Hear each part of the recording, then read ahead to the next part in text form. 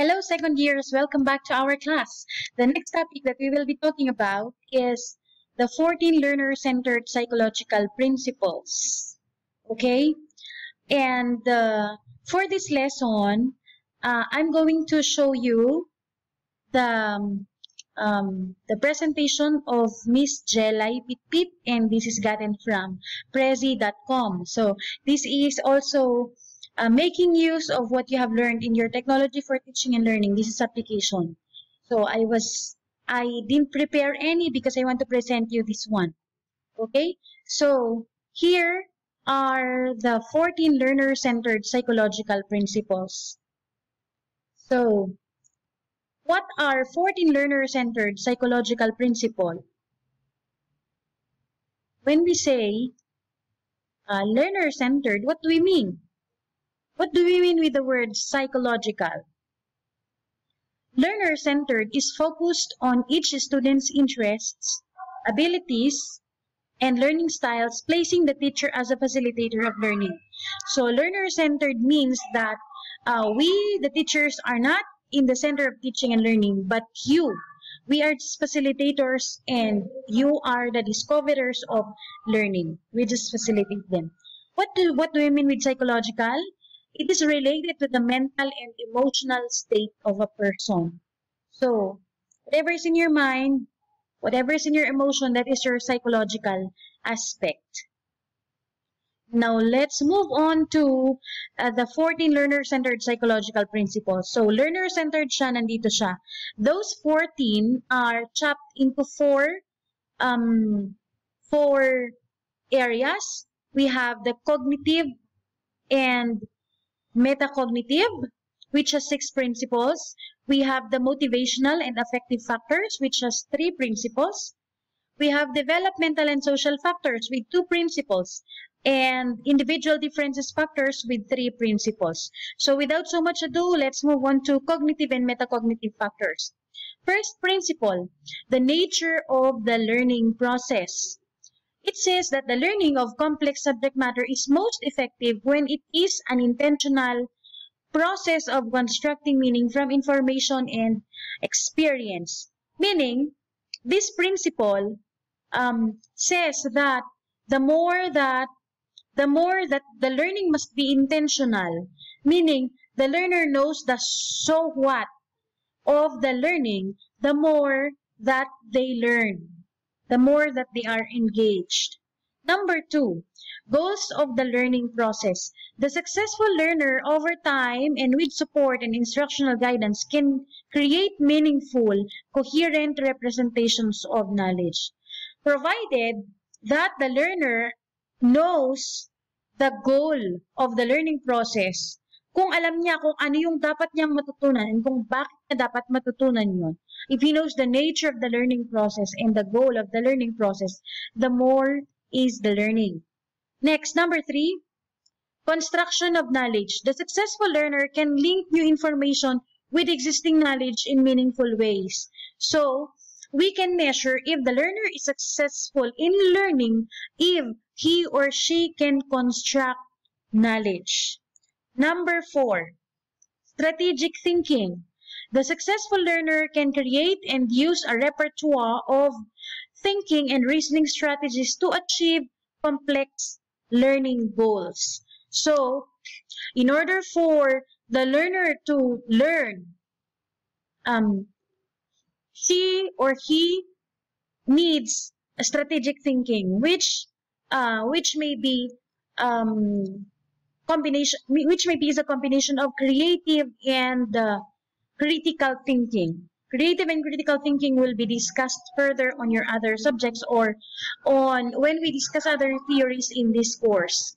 Number 5, thinking about thinking. Higher order strategies for selecting and monitoring mental operations facilitate creative and critical thinking. So, in the last lesson, we have already talked about metacognition, so I'm sure you already know what thinking about thinking is.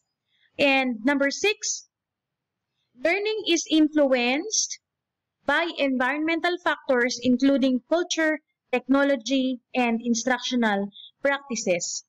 Meaning, in the context of learning, the learner learns more if the learning is contextualized. For example, do not let your students research something that is happening in Davao. Let him search something that is happening here. If you want the lesson to be contextualized, pwede yung sa Davao kung globalized siya. The context of learning. Next, we have the second group, motivational and affective factors. Principle number 7, motivational and emotional influences on learning. What and how much is learned is influenced by the learner's motivation. Motivation to learn, in turn, is influenced by the individual's emotional states, beliefs, interests, and goals, and habits of thinking.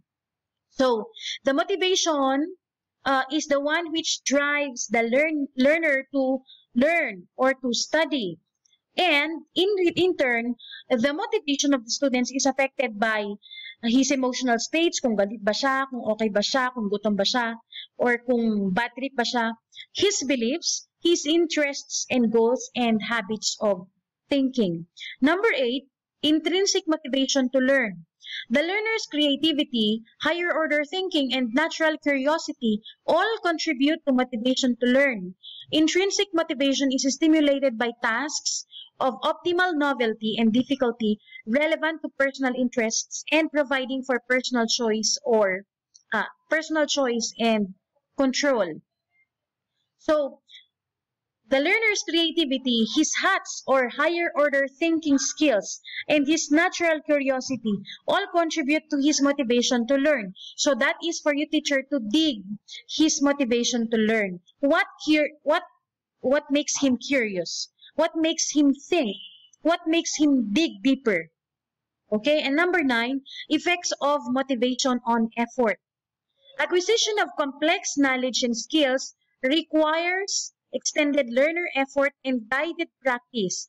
Without learners' motivation to learn, the willingness to exert this effort is unlikely without coercion.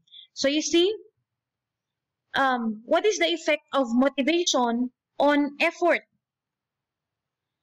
No matter how you convince the child to learn, if the child does not want to learn, wala tayong magagawa. We cannot make him learn unless we force. There is coercion. But learning is, I think, that's not successful learning. That is forceful learning. Mas maganda kung ang learning ay fluent and hindi pilit. Okay? Next group, developmental and social factors. We have 2. Principle number 10, developmental influence on learning. As individuals develop, they encounter different opportunities and experience different constraints for learning. Learning is most effective when differential development within and across physical, intellectual, emotional, and social domains is taken into account. As teachers, we must know that there are some factors which must be meeting with each other. We should not be touching only. We should not only be considering the physical development, but also the intellectual, the emotional, the social domains, so that we can follow up, or we can strategize how the learners may learn best. Number 11. Social influences on learning. Learning is influenced by social interactions, interpersonal relations, and communication with others. We must also consider that learners are social beings. They learn with their interaction with other people. They learn with their interpersonal relationship, how they deal with their family members, how they deal with their friends, how they deal with their teachers, how they deal with the community. And they learn best if communication is open. Next group, the last, individual differences factors. Principle number 12 is about individual differences in learning. Learners have different strategies, approaches, and capabilities for learning that that are a function of prior experience and heredity. No persons are alike. Even the twins are different. We must see that, teachers. So, when we teach, we must consider that every individual is different. We must consider that, we must think that we must not compare Pedro to Juan because we are all examples of endangered species. Pag namatay ka na, wala kang katulad. Pag namatay ako, wala kang katulad. So, we are all endangered species. Peace. Number 13, learning and diversity. Learning is most effective when differences in learners' linguistic, cultural, and social backgrounds are taken into account. Of course, especially here in Kalinga, we all know that one barangay has different cultures, as one barangay has different dialects. So the culture is very diverse, and we must know that, teachers. Because in the classroom, we are not only dealing with one kind of learner. We are dealing with, if we have 30 students, we are dealing with 30 kinds of students. And the last, standards and assessment. Setting appropriately high and challenging standards and assessing the learner and learning progress, including diagnostic, process, and outcome assessment, are integral parts of the learning process. I think there is no teacher who does not know assessment. There is no learner, or there is no lesson where there is no assessment. It goes together. If you have an objective, if you have a goal, you always assess that goal in order to succeed in teaching. If you're not assessing your goal, if the goal that is set to finish within a lesson, I think you are not a teacher. You are just a lecturer. I do not know what to call you even. We do not assess. So those are the 14 learner-centered psychological principles. Now, what can we get out of this? Include learners in decisions about how and what they learn and how that learning is assessed.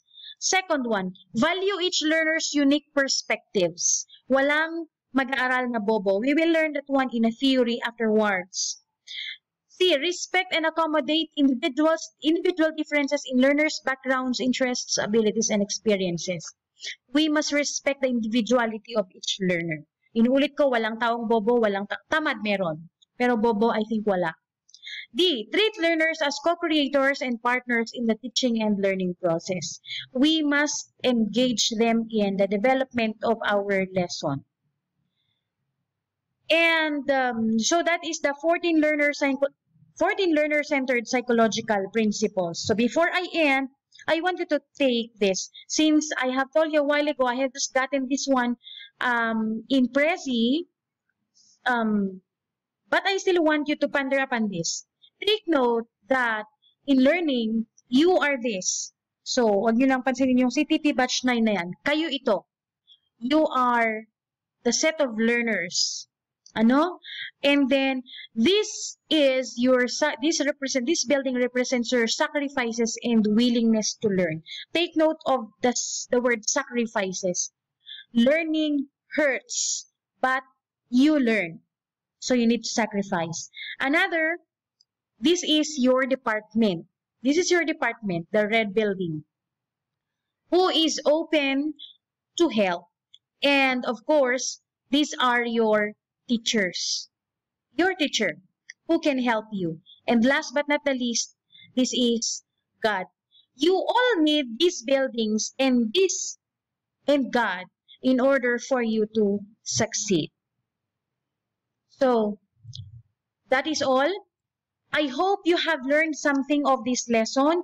If you need some questions, just drop them down at the comment box, or you know my account in Facebook, PM me, and